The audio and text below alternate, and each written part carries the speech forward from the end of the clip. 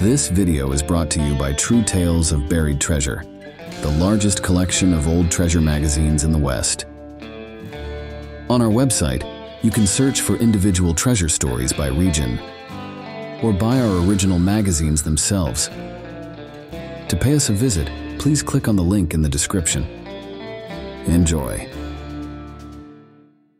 As Malpais Slim Hawks traveled down the Rio Bonito, he kept a vigilant eye on the distant mountaintops and nearby hills for Apache smoke signals. It was August 1877, and the feared Warm Springs Apaches, led by Chief Vittorio, were on a raiding spree. If their scouts spotted him, they would signal the main band, and Slim would have to outrun them to Fort Stanton, far to the east.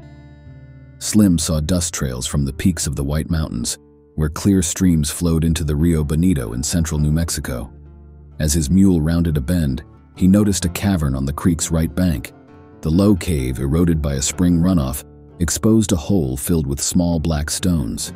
Intrigued, Slim pulled one out and realized it was a silver brick covered in verdigris. Excited, Slim loaded his mule with as many silver bars as it could carry. He quickly hid the remaining treasure by collapsing the bank with a shovel before continuing down the Rio Bonito. The discovery made him forget about the lurking Apaches until he noticed a column of black smoke to the north. Suddenly, bullets whizzed past him from the timber across the creek. Slim grabbed his carbine, spurred his horse and fled, with his heavily loaded mule slowing him down. 5 mounted Apaches emerged from the timber, and Slim managed to shoot 2 before the rest retreated. He raced on, exhausted, as bullets flew around him. Nearly 5 miles later, the Apaches renewed their attack, but the rough terrain forced them into a detour, tiring their ponies. Slim found a break in the canyon wall and drove the pack mule into the opening, eluding the Apaches, who howled in frustration. Near sundown, Slim hoped to evade them completely. He headed south toward the Rio Ruidoso, reaching the timber along the river before dusk. Using the trees for cover, he circled northeast off the stream as darkness fell, hoping the Apaches would assume he continued south and pursue him in the wrong direction. Slim slowed to a steady pace and reached Fort Stanton around midnight. The soldiers, most of whom were out chasing Apaches from Chief Vittorio's bands, were displeased to see him, viewing him as a foolish prospector in dangerous territory. Slim camped near the fort for safety, and after a few days of rest, continued east to Roswell, leaving his stock at Aaron O. Wilburn's wagon yard. He then took a stagecoach north to Albuquerque with the silver ingots. In Albuquerque, Slim sold the ingots for $2,800. Though the bars were mixed with copper and lead, they still attracted considerable interest. Each ingot weighed a little over 4 pounds, cast in sand molds with smooth top surfaces. Despite having no marks indicating their origin, it was clear they were over a century old, likely mined and cast by Spaniards. Many tried to coax Slim into revealing the treasure's location, thinking he had found the legendary cache of gold and silver from Gran Quivira, but Slim had no idea himself. Eager to find golden ingots, Slim planned to return to the Rio Bonito. In Albuquerque, he searched old Spanish records and journals at the San Felipe de Neri church, but found no evidence related to his discovery. 2 experienced miners suggested the treasure was buried during the 1680 Pueblo Indian Rebellion, based on the verdigris on the ingots. Slim, however, remained tight-lipped about the location. Known only by his nickname, Malpais Slim was a lone wolf, which often led him into trouble in turbulent New Mexico. By October, he was ready to head south again. At Roswell, where Captain Joseph C. Lee had taken over Wilburn's business, Slim acquired extra pack mules and supplies for a swift return to the Rio Bonito, hoping to haul out a great fortune. Upon reaching Fort Stanton, Slim was delayed by the military due to ongoing Apache attacks in southern and western New Mexico territory. Lieutenant Colonel Nathan A.M. Dudley, commander of the 9th Cavalry, denied him permission to proceed. Dudley, who seemed to disdain Slim and all prospectors, believed they sought to get rich from minerals they had no right to claim. Despite this setback, Slim had other plans for returning to the Rio Bonito. Suspecting Slim's intentions, Colonel Dudley sent out night patrols. The next morning, Slim set off for Roswell but circled south and then north, aiming to return to the Rio Bonito 5 miles west of the fort. However, a patrol captured him. Colonel Dudley imprisoned Slim in the guardhouse, threatening to keep him there. Slim secured his release in late November by agreeing to leave for Roswell. After some time, he followed the Rio Hondo and then the Ruidoso, evading patrols. A fierce snowstorm trapped him in the mountains, forcing him to take shelter in a cave for a week. With 4 feet of snow, finding the cache was impossible, so he headed east to escape the winter. While in Roswell, he heard exaggerated accounts of the Lincoln County War. As the new year began, the fighting was reaching a climax. Determined to retrieve his treasure, Slim set out across the desert and reached Angus. There, armed riders surrounded his camp. They suspected him of being an enemy or a smuggler and detained him. Slim insisted he was just a prospector heading for White Oaks. After searching his packs and finding no arms or ammunition, the riders grudgingly accepted his story, but refused to let him continue west or north. They escorted him east and sent him towards Roswell with a stern warning. Malpais Slim took their threat seriously. Back in Roswell, he wrote to his 2 prospector friends in Albuquerque, asking for their help to retrieve his treasure. However, he never heard back from them. Meanwhile, the Lincoln County War reached its bloody climax. On April 1st, Sheriff William Brady and his deputy, George Hindman, were killed. In July, a 3-day battle ensued, with Billy the Kid and his gang holed up in the McSween residence. Colonel Dudley brought in his troops, allowing the Murphy-Dolan faction and a sheriff's posse to kill many men, including McSween, and burn down the house. Though the war was supposedly over, tensions remained high. Believing it safe, Malpais Slim set out once more to retrieve the silver.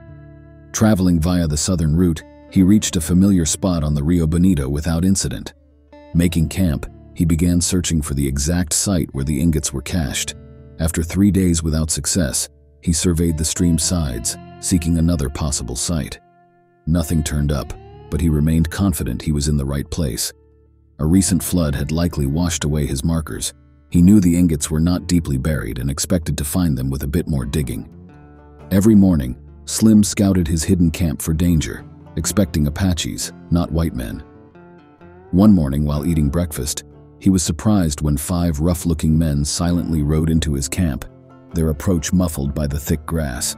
Slim eyed them warily as they dismounted and advanced, their gun belts creaking. "Digging here, eh?" drawled the red-headed leader. "Maybe. You never know, there might be valuables in the gravel down on bedrock," Slim replied. "Maybe. Throw some chuck together, we're a mite hungry." Slim cooked venison, sourdough biscuits, and coffee for the men, likely outlaws. They ate in silence. Slim expected to be robbed, but was surprised when they took only a little food before riding off without a word. 3 nights later, while Slim was sitting by his campfire, a bullet whizzed past his head. He instantly rolled flat and grabbed his Winchester carbine. Crawling to a pile of loose boulders for cover, he waited as more shots rang out. After a brief pause, the firing resumed, but no bullets came close. Realizing the attackers had killed his stock, Slim suspected it was white outlaws trying to strand him, not Apaches. He waited, hoping to spot one of them. Finally, a voice called from the brush, "Hey, you give up?" Slim stayed silent. "You in there, you want to live, you give up." The voice sounded odd, making it unclear if it was an Indian or a renegade white man. Preparing to defend himself, Slim remained quiet. After more calls for his surrender, the speaker fell silent. Slim heard scurrying sounds and faint, unintelligible voices, then quiet again. An Apache appeared, cautiously advancing into the moonlight, he holding a rifle ready to fire. As he moved closer, 2 more Apaches joined him. They stood near the fire, peering into the shadows, thinking Slim had fled. The first Apache summoned others from the brush. When the 3rd Apache moved forward, Slim fired, killing him instantly. He continued shooting, taking down the other 2 before they could react. Knowing his position was exposed, Slim crawled backward from the rocks, moving under low tree limbs for cover. Silence reigned for half an hour, as he guessed the Apaches were closing in. Finally, he heard a faint sound. An Apache, lying 10 feet away, inched forward, pausing to listen intently. The crash of Malpais Slim's rifle echoed through the canyon. The Apache slumped to the ground, dying without a struggle. Slim quickly moved to a new hiding place, growing increasingly impatient as the night wore on without a renewed attack. It dawned on him that the Apaches might be few in number, giving him a chance to escape. Crawling out of the brush, he hunched over and withdrew to the north. He followed the Rio Bonito downstream into a canyon. As daylight turned from silver gray to yellow, he realized he needed to find cover. Just then, a bullet whizzed overhead, forcing him to drop to the ground. He scrambled to take refuge among scattered rocks. To his horror, he saw 5 Apaches charging his position. He fired hurriedly, causing 2 to drop out of sight in the tall grass. Seeking a better defensive spot, he exposed himself momentarily, only to be struck in the left shoulder by a rifle shot. Fighting back the blinding pain, he managed to fire a few more rounds. Suddenly, from down the canyon, he heard yells and saw a dozen mounted Apaches coming at a gallop. Slim lay low as the grounded Apaches fired wildly. The mounted ones began shooting as they approached, planning to overwhelm him. As Slim braced for what seemed to be the end, the sound of many hooves echoed through the canyon. A cavalry patrol charged in behind the mounted Apaches and opened fire. The Indians broke and fled, trying to escape past Slim's position. The cavalry pursued them, forcing the Apaches to vanish into the wilderness. The cavalrymen, part of Troop F with the 9th Cavalry under Captain Henry Carroll, had been returning to Fort Stanton after a fight with Apaches at Dog Canyon on August 5, 1878. Hearing the gunfire, they had diverted into the canyon. They took Malpais Slim to Fort Stanton, where a surgeon treated his severe wound. It would be a while before he could use his left arm again. Bitter over the events, Slim traveled with a cavalry-escorted wagon train to Roswell, staying at Lee's place to recover. Restless, he spent time at the general store's whiskey counter and in the adobe cantinas at night, breaking his usual silence to talk to Lee about the silver on the Rio Bonito. Lee encouraged him to return when he was physically able. Details of Slim's account leaked out, prompting others to search the area despite the snow-covered ground. In May, Slim returned to Roswell, outfitting himself again. Meanwhile, Lee discovered that the site Slim described was near an ancient Spanish trail. Lee theorized that the silver ingots had been in transit to Mexico and were buried during an emergency, such as an Indian attack. No silver mines existed near there according to Spanish records. In June, Slim set out with 3 of Lee's trusted Mexicans and some stock, including burros. They tunneled into a 300-foot stretch of the bank but found nothing. Moving higher along the Rio Bonito, they dug test holes but found no clues. Disgusted, Slim returned to Albuquerque and later prospected east of the Sangre de Cristos. Southern New Mexico saw a rush of prospectors, leading to the discovery and development of mines. By 1884, the hills were safe from Indians, and the mining industry established towns and railroads. One roving prospector, Dick Bacon, usually headquartered in White Oaks.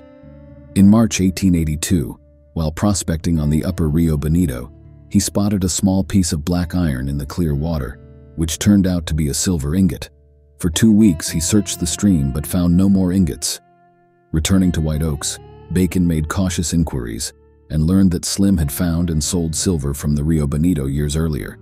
Despite guarding his secret, news of his find leaked out. The Albuquerque Review reported a 4-pound silver bar, sparking a rush to the Rio Bonito. Men searched the stream from the headwaters to Fort Stanton, but if anyone found more silver, they kept it secret. In 1886, Malpais Slim heard of Bacon's find and was startled, as he had almost doubted his own discovery. Unable to return to his hidden cache, Slim wandered south, visiting mining camps and listening for more news about Bacon's silver ingot. The story had by then become entangled with legends of a great Spanish treasure and was elevated to mythical proportions. When Malpais Slim returned to the Rio Bonito for a final search, he found nothing and eventually wandered west to prospect in Arizona. He died in Prescott around 1900. During his last years, he was interviewed several times by a reporter from the Prescott Courier, who spun a dramatic tale of the silver bars. This account was picked up and republished by other territorial newspapers, fueling the search for silver on the Rio Bonito, especially during the 1880s. One notable treasure hunter was Miguel A. Otero, who later became governor of New Mexico. From his youth to the end of his life, Otero was involved in mining and had a keen interest in lost Spanish mines and treasures. He made several expeditions into Lincoln County, working on old Spanish mines and treasure hunts. Despite his efforts, he never came close to finding the silver cache. Otero, who believed Slim to be dead, eventually learned everything Slim knew about the silver, both in Roswell and Albuquerque. In his memoirs, Otero hinted at having obtained actual records of the cache from documents in Santa Fe and Old Mexico. If he did, he only shared this information with his closest associates. While inspecting the John S. Chisholm Ranch for sale, a Mexican named Jesus Sosa assured Otero that he could lead him directly to the Rio Bonito silver. Otero set out with Sosa, traveling in a buckboard, which allowed them to navigate the flatlands along the Rio Bonito.